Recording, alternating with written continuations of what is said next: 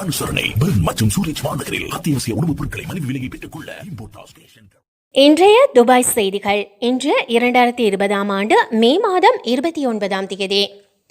துபாயின் JPR beach, அல் மம்சார் beach, Jumeirah beach இன்று முதல் பொதுமக்கள் பயன்பாட்டுக்கு மீண்டும் திறப்பு.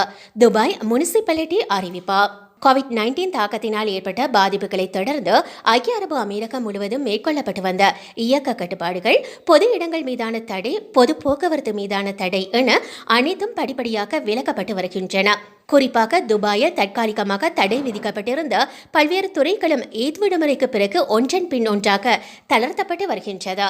அதன் தொடர்ச்சியாக இன்று வெள்ளிக்கிழமை முதல் துபாயில் இருக்கக்கூடிய முக்கியமான கடற்கரைகளான ஜேபிஆர் பீச், அல் மம்சார் பீச், ஜுமைரா பீச் மற்றும் ஜுகைம் பீச் ஆகியவைகள் பொதுமக்களின் பயன்பாட்டுக்காக மீண்டும் திறக்கப்பட இருப்பதாக அதிகாரப்பூர்வ அறிவிப்பை துபாய் முனிசிபாலிட்டி இன்று வெளியிட்டுள்ளது.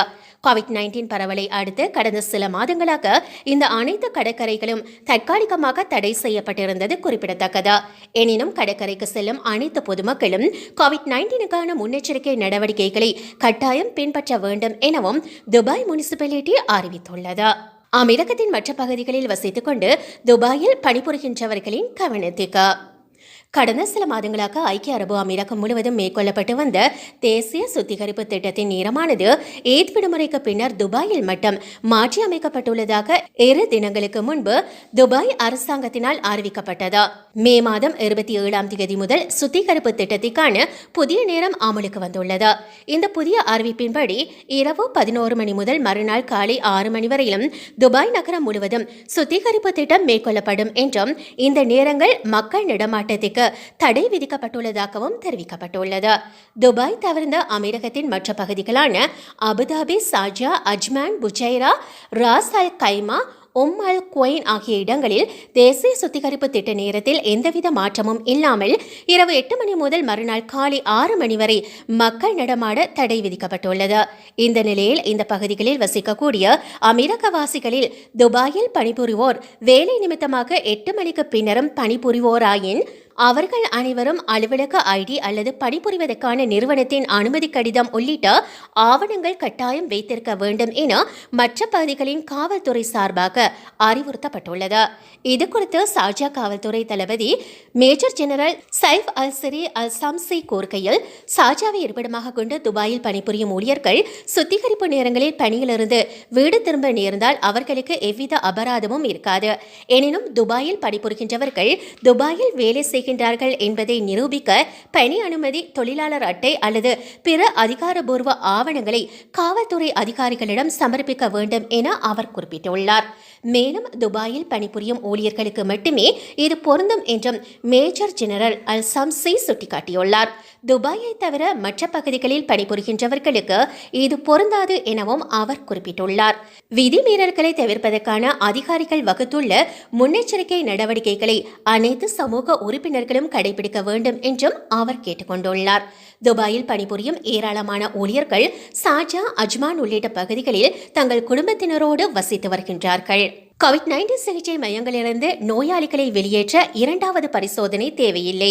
புதிய வழிமுறைகள் வெளியிட்ட DHA.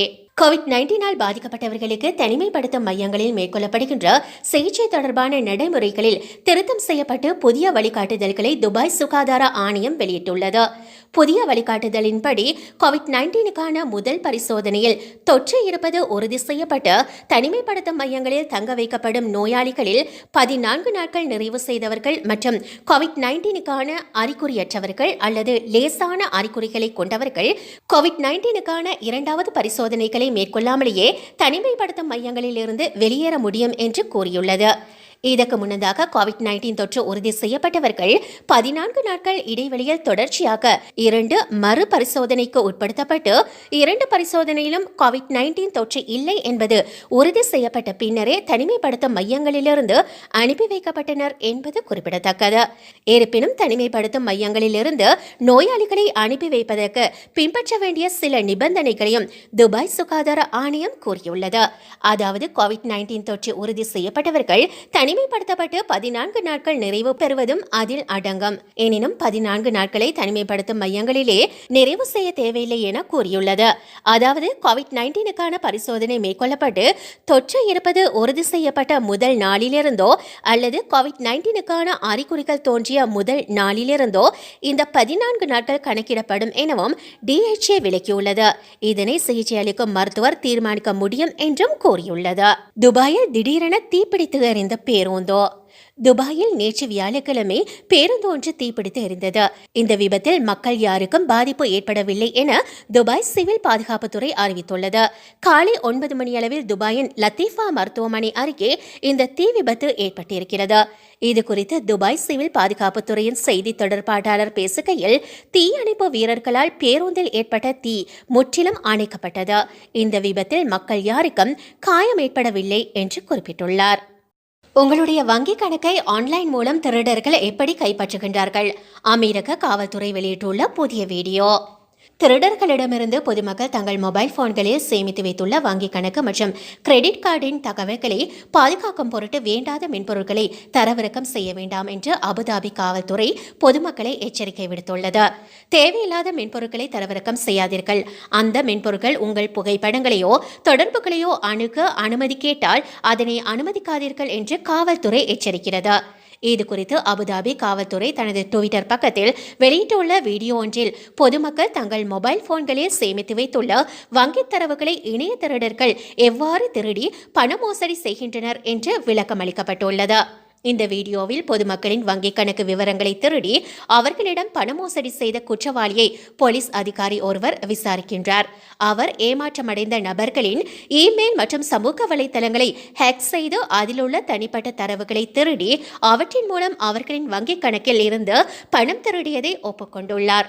குறிப்பிட்ட நபரின் இமெயில் மற்றும் சமூக வலைதள பக்கங்களை ஹேக் செய்து என் கட்டுப்பாட்டுக்குள் கொண்டு வருவேன்.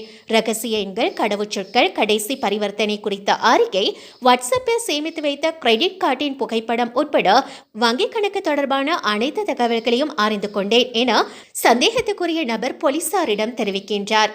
எவ்வாறு மோசடி செய்யப்பட்டவரின் வாட்ஸ்அப் தரவுகளை திருடினாய் என்று கேட்டபோது குறிப்பிட்ட நபருக்கு வாட்ஸ்அப்பை ஊடுருவக்கூடிய மென்பொருள் ஒன்றை அனுப்பியதாகவும் அதன் மூலம் தரவுகளை திருடி வங்கிக் கணக்கை கைப்பற்றியதாகவும் அவர் குறிப்பிட்டுள்ளார். இந்த மோசடிக்காரர்களால் தன் பலியாட்டை பின்தொடரவோ அவரிடம் ஏமாற்றும் விதத்தில் பேசவோ இயலவில்லை. ஏனென்றால் அவருக்கு அழைப்புகளை ஏற்பதில் பிரச்சினை இருந்துள்ளது.